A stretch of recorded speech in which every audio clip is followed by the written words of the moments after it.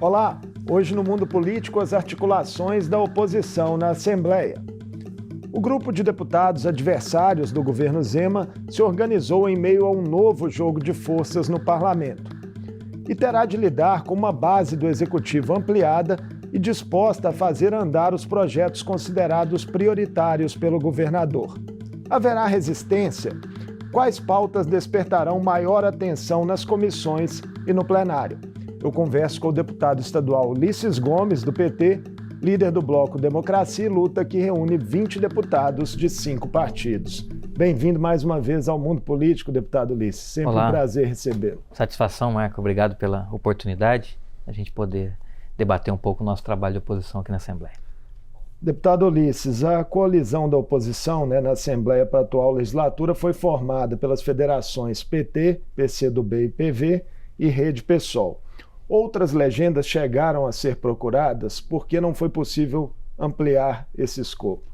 Um trabalho legítimo e natural de composição de cada um dos partidos ao se acomodarem nos blocos de governo e o intermediário, digamos assim. Bom, outros partidos que a gente poderia procurar, mas aqueles que a gente identificou de forma mais imediata, e aí tem uma questão mesmo de identidade e projeto político, foi muito forte com as duas federações que compõem os 5 partidos.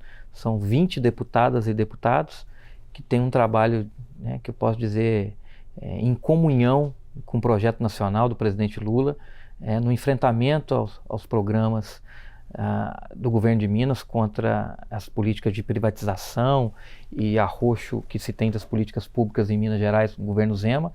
Então acho que é um processo natural, a gente tem muita convicção da ótima articulação que a gente fez, das conquistas importantes que nós tivemos como oposição, a começar na eleição da mesa da Assembleia, seja na eleição do presidente Tadeu, seja na composição de 2 vagas, é a primeira vez que a oposição tem 2 cadeiras na mesa, com a vice-presidência da Assembleia Legislativa, sendo uma mulher negra, primeira vez na história que isso acontece, seja ter Leninha. 2, ou seja ter uma mulher como a Leninha, pela experiência, a luta e trabalho que ela representa, com o deputado Betinho do PV. Então eu estou muito confiante, satisfeito e confiante com o trabalho que a gente vai fazer em favor de Minas Gerais e daquilo que a gente acredita que é melhor para o nosso estado. Ver o PSD, um partido que o PT apoiou na última eleição, se aliar a Zema e assumir inclusive liderança do bloco de base, foi uma decepção?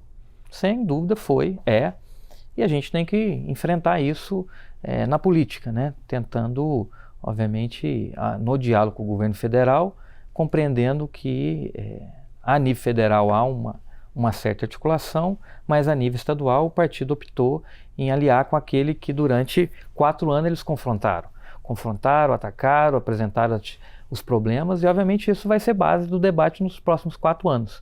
Aqueles que durante muito tempo foram contra o governo, hoje lideram o governo atual. Então nós continuamos do mesmo lado, com a mesma convicção. Quem mudou é que tem que se explicar, e eu acho que a gente vai ter oportunidade de fazer esse debate, legítimo também, as opiniões podem mudar, mas eu acho que essa contradição ela está bem clara e a gente vai de alguma forma explorar ela e fazer o bom debate político que a gente sabe fazer. A base governista se organizou em 2 blocos, que somam 57 deputados, ainda que um dos grupos tenha ali parlamentares de perfil independente. E terá maioria em comissões de peso, como a CCJ, Administração Pública e a FFO. A oposição vai ter condições práticas de segurar pautas? O senhor acredita nisso? E por qual caminho passaria isso? Ô Marco, a leitura, cada um ou lê do jeito que o governo quer ou do jeito que o governo tenta vender. A verdade é que ele, tirando o resultado eleitoral que reelegeu o governador Zema em primeiro turno, ele acumulou uma sequência de derrotas políticas significativas. Primeiro, ao não reeleger nenhum deputado novo. Ou seja, um governador não foi capaz de eleger, mesmo sendo reeleito em primeiro turno, nenhum dos deputados estaduais que compunham a sua base e defendiam a bandeira liberal de privatização. Ou seja, o povo mineiro também deu um recado. O Zema na campanha foi uma mentira muito grande. Prova disso é a forma que ele destoou do primeiro para o segundo turno, escondendo o seu apoio ao então presidente Bolsonaro no primeiro turno, disfarçando junto a um candidato do Novo, para aglutinar e conquistar votos da esquerda ou que apoiavam o presidente Lula em qualquer campo que esses votos se identificassem. O cidadão comum, que independente de posição política, votou no presidente Lula. Como é que o senhor viu esse voto Lula-Zema no interior? Foi um voto forte, né? Ele foi enganado pela forma como o Zema se apresentou. O Zema, candidato eleito no primeiro turno, não é o Zema militante bolsonarista do segundo turno, que atacou o presidente Lula, que usou da máquina do Estado, cargos, troca, liberação de recursos, perseguição, acordo com prefeitos, usou da máquina para angariar votos para o então presidente da República, à época o presidente Bolsonaro, e não conseguiu. Ele não conseguiu reverter o resultado que Minas deu a vitória para o presidente Lula. Então ele começa aí a mostrar quem ele era de verdade. Porque se ele faz isso no primeiro turno, ele não teria os votos daqueles que votaram para a mudança do país. Porque o povo de Minas escolheu o presidente Lula que venceu aqui em Minas Gerais. E boa parte destes eleitores também escolheu aquele candidato manso, que não atacou ninguém, que tal. Não é o militante Zema que a máscara caiu e no segundo turno fez os ataques, provocações e tudo que ele fez na campanha usando a máquina pública. Porque se ele faz isso, ele não teria os votos deste eleitor, digamos, lulista, ou que apostou na mudança a nível nacional do presidente Lula. Então ele vem, desde a sua então vitória, acumulando derrotas. A começar no segundo turno, na Assembleia Legislativa, não reelegendo nenhum deputado do Novo, não elegendo nenhum deputado federal de Minas Gerais pelo Novo, né? E com isso mostrando que o voto foi personificado. Ele não foi ideológico, ao contrário do que ele tenta vender, que ele foi eleito para um modelo privatista, um modelo liberal. O povo votou no Zema e muitas das pessoas decepcionaram logo em seguida. E depois, obviamente, com isso, tem toda uma costura da disputa da presidência da Assembleia, lançando vários candidatos e sendo derrotado várias vezes. Tinham vários candidatos da base do governo Zema e não conseguiu. Ele apoiar só na reta final o Tadeu Martins Leite. E, obviamente, né? A oposição, todo o grupo que apoiou o Tadeu, venceu nessa luta 4 candidatos do governo Zema, né? Eu acho que, dependendo da circunstância, eles poderiam ter uma vitória até no 5º candidato, mas optaram em não colocar o 5º candidato e aí manifestar esse gesto de apoio. E, obviamente, tentaram vender esse gesto de apoio, não porque apoiavam, mas porque foram derrotados. Então, a gente tem que ir compreendendo todo esse processo para ver, de fato, qual é a composição de força aqui. Porque a outra derrota se dá exatamente nisso. Porque o que o Zema queria não era só ganhar a presidência, era fazer um bloco de 57. Ele também foi derrotado. E, obviamente, aquilo que vendem é que o governo optou em ter 2 blocos governistas. E aí a gente sabe que isso não é verdade. Então, sabendo da composição de em cada bloco, os votos reais que cada um tem, eu não tenho dúvida que a oposição, sobretudo, pela nossa unidade, pela convicção do trabalho comum que nós temos que fazer de apoio à reconstrução do país, no projeto do presidente Lula, nós vamos ter a oportunidade de buscar um diálogo diferente aqui. E é esse gesto que nós estamos procurando fazer. Fizemos na construção, ao apoiar a candidatura do presidente Tadeu como um candidato autônomo, responsável, capaz de dialogar com todas as alas dentro da Assembleia e sinalizando isso para o governo. Dentro disso, líderes da base têm dito estar confiantes em uma relação mais amena entre executivo e legislativo do que foi nos últimos 4 anos, justamente até pelo perfil do presidente Tadeu, de diálogo, de estar, enfim, mais aberto a ouvir o executivo, a pautar propostas do executivo. O que lhe parece? Eu acho que depende como é que eu posso dizer? Depende muito do objetivo e da forma como o governo vai tratar isso. Porque é muito fácil para o governo fazer o que fez também, jogar a culpa no ex-presidente Agostinho Quatrus. Sendo que quem não procurou, quem não dialogou, quem quis impor, na minha opinião, e eu acompanhei isso ao lado do presidente como líder de minoria, sabendo aqui, foi o próprio governo, que não dialogou, queria impor, não cumpria os acordos tratados aqui na casa, né? Uma casa que é feita do diálogo. Então, eu não tenho dúvida que esse processo de diálogo e construção sempre houve e haveria, não haveria de ser diferente com o presidente Agostinho. O Tadeu tem a mesma disposição que o presidente Agostinho teve. E o tom pelo qual ele vai começar, e eu espero que assim continue, vai depender mais do governo para com a Assembleia do que da Assembleia para com o governo. E a oposição não é entrave nesse sentido. Nós temos posições claras e tem que debater. Só não foi possível debater porque não há gesto do governo. Nós estamos voltando de uma agenda importante no governo federal. Pois é, vamos falar sobre ela. Vamos tratar dela depois, mas antes de entrar nela, podemos falar mas dela antes agora. de entrar propriamente nela, mas dentro dela, nós estamos há 60 dias do governo do presidente Lula. Não houve nenhum gesto de diálogo do governo Zema nesse sentido. Muito pelo contrário. As duas vezes que ele teve a oportunidade, junto com os governadores, de ir até o governo, ele voltou criticando. Ele voltou destoando daquilo que ele não deveria nem ter feito, então, que é ter ido. Porque só de ir, em tese, era um gesto de diálogo, mas vai, se cala e volta criticando, e você acompanha as redes sociais, olha a mentira que o eleitor talvez não acompanhe. Você pega as redes sociais dele, no dia das agendas, ele ignora. Quem o segue, o seguidor do governador Zema, não percebe nada, porque é como se a ida dele a Brasília não tivesse existido. Então ele dialoga muito claramente, um marketing, um maquiamento perfeito, uma estratégia dele alinhada, que é não mostrar, é só atacar, só criticar o governo do presidente Lula, não mostrar gesto nenhum. Mas, obviamente, ele vai lá, fica quietinho na dele, sabe? E disfarça, mas vem aqui e começa a atacar. E aí você entra na rede social, ele não diz, aquele dia, o dia da agenda em Brasília, é como se ele tivesse ficado no gabinete, é como se ele tivesse anunciado uma outra agenda, ele faz uma agenda rápida e aquela fica a única postagem do dia. Então, quando você compara essas duas situações, você mostra claramente que ele não quer dialogar. E aí tem a ver exatamente com o que ele fez ao longo dos últimos 4 anos.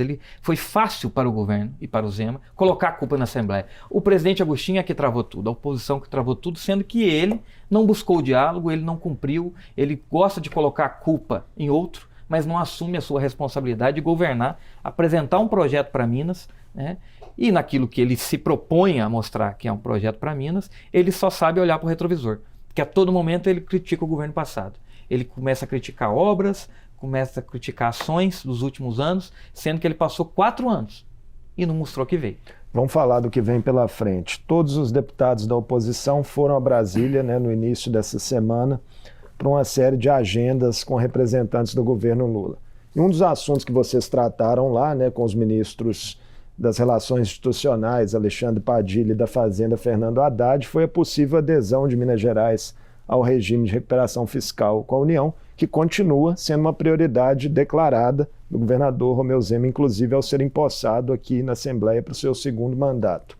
O que os ministros petistas sinalizaram sobre esse tema? Não são ministros petistas, são ministros do governo do presidente Lula, né? Ministros que representam o governo e têm a responsabilidade de pensar o país e reconstruir esse país que a cada ministério que a gente passou é triste ver a destruição de políticas públicas, de informação, de dificuldade de recompor, inclusive nomeações de equipe para operacionalizar os novos programas ou a retomada de programas que o governo, ao longo dos últimos anos, seja do governo do presidente Lula, da presidenta Dilma, produziram no país. Durante a semana que a gente teve lá, por exemplo, na terça-feira, foi o lançamento do programa de vacinação. E também no dia seguinte, a reconstrução do CONSEA, que é o Conselho de Segurança Alimentar e Nutricional, fundamental para combater a miséria e a fome no país. Espaços de políticas públicas que tinham sido dilaceradas, acabadas no governo, e a gente está vendo a miséria no país avassaladora ao longo dos últimos anos e sem nenhuma ação do governo para a gente enfrentar isso.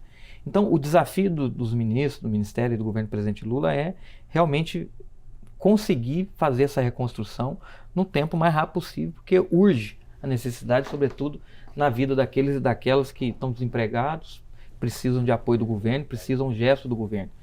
E a ação da oposição nesse sentido foi uma ação exemplar. Me orgulhei muito, eu tenho certeza que cada deputada e deputado que foram conosco, foram 18 deputados do bloco, fazer esse gesto ao governo federal. Ó, aqui em Minas, lá em Minas, né, estavam lá em Brasília, ministros, lá em Minas, o bloco de oposição à Zema quer ser um grupo de deputados e deputadas para ajudar a reconstrução do país, um alinhamento político com o governo do presidente Lula, e queremos ser voz, né, para a busca de soluções, quais sejam elas, já que o governo do estado não fez isso até então. Então teve que ser a oposição ao governo em Minas Gerais, os deputados, a fazer isso que o governador já poderia ter feito, assim como outros governadores, inclusive sem problema de distinção de quem apoiou ou não. O governador de São Paulo, por exemplo, o governador do Rio, por exemplo, o governador do Rio Grande do Sul, governadores que não são petistas, governadores que não são de esquerda, governadores que foram contra o presidente Lula, sabem que a responsabilidade pública, republicana e democrática requer deles gesto de diálogo para resolver problemas e ajudar a construir o estado que ele representa, que não é uma ilha. Minas Gerais não é uma ilha. Minas Gerais é um estado que inclusive está no meio quase no meio do nosso país, que precisa dialogar e precisa buscar alternativas. A discussão sobre o regime de recuperação fiscal está parada nesse momento? Porque... Está parada nos dois viés. Está parada aqui na Assembleia, porque o governo não desarquivou o projeto, e está parada no governo federal, porque não houve ainda a apresentação ou a busca oficial do governo. Parece que eles têm até agora dentro do mês de março, para apresentar essa proposta, que é exatamente e é a partir daí que o governo federal vai se debruçar sobre a nova realidade de Minas. Os jornais chegaram a compreender publicar, se Minas Gerais atende ou não os critérios previstos na atual legislação, né, dentro dos critérios, digamos assim, fiscais, que fazem Minas enquadrar ou não no direito de pleitear o regime de recuperação fiscal. Os jornais chegaram a relatar uma fala atribuída ao ministro Padilha de que nos termos anteriores do projeto de adesão de Minas ao regime de recuperação fiscal, não interessaria ao governo federal atual celebrar esse acordo. Isso procede? Isso procede, ele foi muito enfático nisso. Nós temos que compreender que a lei que cria o programa de recuperação fiscal, ela não é para Minas. É uma lei federal que oferece um programa e uma alternativa para todos os estados. Então aquilo que a lei prevê, ele não pode mudar para um estado. Ela prevê para todos. O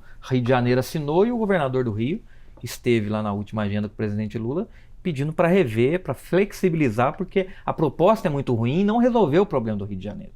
Isso está acontecendo no Rio Grande do Sul e agora parece que Goiás está querendo discutir também. Mas todos eles buscando um novo modelo, porque o modelo previsto na legislação é penoso ao Estado. E é isso que o governador está querendo aqui. E é isso também que o ministro disse, que nos moldes atuais, então precisa, obviamente, avançar nesse debate. Nós nos colocamos à disposição para esse debate, já que estamos aprofundando aqui, para encontrar alternativa para que, se é que tem que se fazer alguma coisa nesse sentido, faça em outros moldes, obviamente, mudando a legislação federal com os novos critérios, por exemplo, como o ministro Padilha assim disse, não aceitando as obrigatoriedades de privatização, de entreguismo que se quer se fazer, no caso aqui em Minas Gerais, que a gente defende e somos contra a privatização da Copasa, que é uma empresa lucrativa. Você pega aqui nos últimos anos, 2021, 1 bilhão e 200 milhões de reais de lucro. A CEMIG, por exemplo, você pega os últimos 3 anos, 2 bilhões e 300 em 2020, 3 bilhões e meio em 2021, 3 bilhões e 300 no último ano, empresas lucrativas. O exemplo que nós tivemos e vimos agora em Goiás, eu até participei no último mandato de uma visita de uma comissão especial para ver um modelo de privatização que foi feito lá.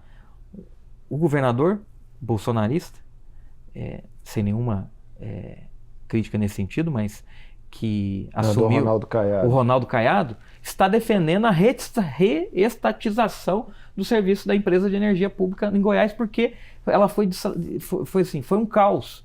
Ela foi privatizada, precarizou o serviço, aumentou as tarifas, o nível de reclamação é tremendo, a ponto de o governador que defendeu a privatização está querendo reestatizar. Então o que o Zema está propondo fazer aqui é um absurdo, porque nós temos uma empresa capaz, competente, lucrativa, que ele indica o presidente e ele critica a incapacidade dela. Ou seja, a incapacidade que ele critica é dele próprio. Porque se é ele que indica uma empresa que é lucrativa, por que ele não faz esse lucro virar incapacidade de investimento da própria empresa para melhorar o serviço da rede de atendimento, de ampliação de energia, ou seja, a CEMIG é capaz. Então, obviamente, nós temos motivo para ser contra isso. Não é só na lógica de defender o interesse do servidor que está ali, mas é interesse de defender, sobretudo, um patrimônio de Minas lucrativo, competente e que já provou ao longo do tempo que é capaz de melhorar, desde que tenha dentro, e aí o governo com isso, a condição de colocar alguém lá responsável e com compromisso de transformar esse lucro que a empresa tem em serviço público de qualidade. Porque o que vai acontecer, e aí é o que ele vai criando a imagem, porque ele critica a própria empresa que ele preside. Precariza o serviço. E, obviamente, ao precarizar, faz com que o cidadão imagine que aquele serviço é ruim e que uma suposta privatização poderá fazer um serviço melhor. Então, esse maquiamento estratégico do governo Zema, essa mentira, não é à toa quando a gente mostra no plenário e chama o Zema, como o próprio deputado na época, governista da base do governo, chamou ele de Zenóquio, e depois isso virou quase que um meme na Assembleia, porque é a mentira que o Zema foi contando várias vezes, ela vai se impregnando na vida do cidadão que não consegue comparar esse serviço, acha que é ruim, e a alternativa que vem parece que é boa. Então a nossa posição da oposição não é uma posição simplesmente contra o Zema ou o governo do Zema. É a proposta pela qual ele defende. Um dos parlamentares do bloco de oposição, o deputado professor Cleiton, do PV, está defendendo como alternativa a federalização da CEMIG e da CODEMIG, né, vinculada aí a um abatimento da dívida do Estado com a União. Seria uma opção viável? É uma forma de você manter o patrimônio público. Ele sai do Estado e vai para a União. Ou seja, você não está privatizando, entregando para uma empresa privada ganhar em cima desse serviço. Serviço estratégico como energia pública, como energia, no caso como a CODEMIG, que tem um patrimônio nacional, digamos assim. Na CODEMIG a oposição também seria contra, porque no governo Pimentel houve ali um pouco de uma tentativa de se vender ações da empresa. Parte dela sem perder o controle. Tem uma diferença enorme de você entregar todo o patrimônio e você, pela circunstância, vender parte dela, né? Então, naquele momento, não era a concessão de uma parte, mas que ela tem a venda, mas não é o controle total. Só para a gente situar a discussão, no caso da CODEMIG, né, já passou pela CCJ, mas a casa ainda tem que discutir ela andou amplamente. Em uma comissão, ainda tem muita coisa para andar. Mas também a gente pode entender que privatização não necessariamente depende do regime de recuperação fiscal. Em tese, no regime, um dos critérios é privatizar. Mas, obviamente, o governador Zema tem toda a autonomia de apresentar os projetos que ele acredita aqui. Ele também não pode esconder da população. Se ele quer debater isso, que ele apresente o projeto aqui na Assembleia, ou do regime, que ele tem que reapresentar, ou dos modelos de privatização que ele quer com cada uma das empresas, e nós vamos ter a oportunidade de ao menos debater e aprofundar isso, sendo contra ou ele mostrando os motivos pelo qual ele quer fazer. O que a gente está mostrando, e obviamente discutimos isso junto ao ministro Padilha e também na Fazenda com o ministro Haddad, é exatamente que nós somos contra esse modelo e que Minas, pelo fato dos últimos anos não ter pago a dívida com a União, né? Essa dívida faz 4 anos que o governo não paga, mais de 40 bilhões. Por liminar. Ele guardou esse dinheiro por liminar. O aumento de arrecadação que o governo Zema teve em função do aumento do ICMS, na tarifa de energia, nos combustíveis, ao longo dos últimos anos, fruto do aumento que teve pós-pandemia. Tudo isso gerou um aumento de arrecadação enorme em Minas Gerais, tendo superávit. Ou seja, Minas hoje não se enquadra mais nos critérios previstos na Lei de Responsabilidade Fiscal. É por isso que a oposição insiste tanto na questão do saldo bancário das contas do Estado, porque o Estado, né, diz que tem uma dívida ainda em torno de 150 bilhões de reais, que seria um valor aproximado. Marco, eu fui protagonista de uma briga na Comissão de Fiscalização Financeira e Orçamentária, da qual eu participei nos últimos anos e voltarei a ser membro agora, da busca dessa informação. A falta total de transparência do governo Zema no que diz respeito ao que seja simples. Poderia citar inúmeras outras informações que a gente não tem, mas uma delas, que é o saldo bancário. Quanto é que o governo do Estado tem na conta do Banco do Brasil, na Caixa Econômica e são 3 contas bancos, não vem o caso dos bancos, mas quanto tem nessas contas bancárias? que hoje compreende, pelo nosso levantamento, algo em torno de 26 bilhões de reais. Essa lógica privatista, que a sua empresa, seu dinheiro, se você quer guardar, quer viver de juros, quer investir, é uma coisa. No serviço público, ele tinha que compreender que, se é que existe uma comparação entre lucro e o serviço público, o lucro, no máximo aqui, na vida pública, tem que ser comparado em bons serviços prestados, não é em dinheiro guardado. Queria rapidamente só uma palavra do senhor sobre o desenho final das comissões. A oposição ficou com maioria em 4 delas, né? Educação, Direitos Humanos, Cultura e Participação Popular.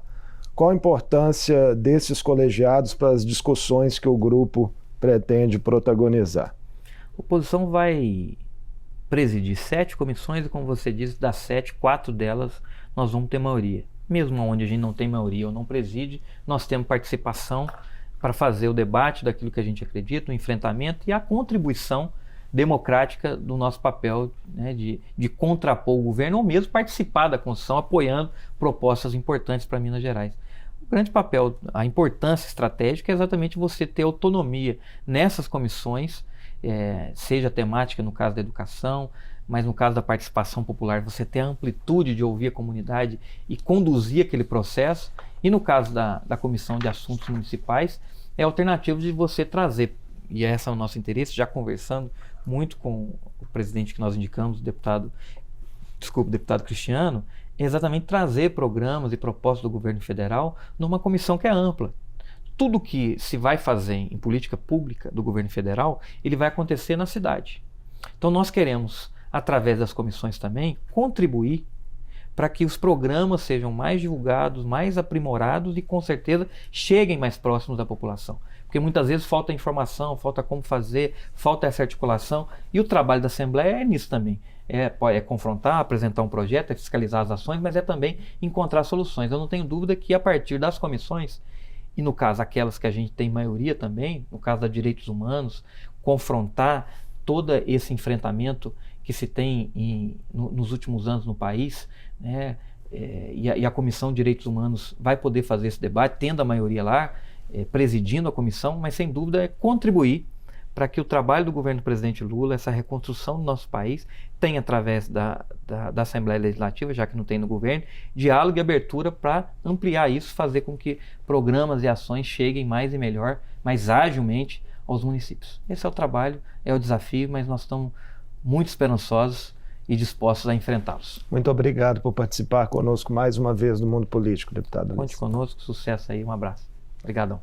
Eu conversei com o deputado estadual Ulisses Gomes, do PT, líder do bloco Democracia e Luta na Assembleia, que reúne 20 deputados de 5 partidos. Falamos sobre as articulações e pautas prioritárias da oposição ao governo Zema a partir da configuração de forças estabelecida na atual legislatura.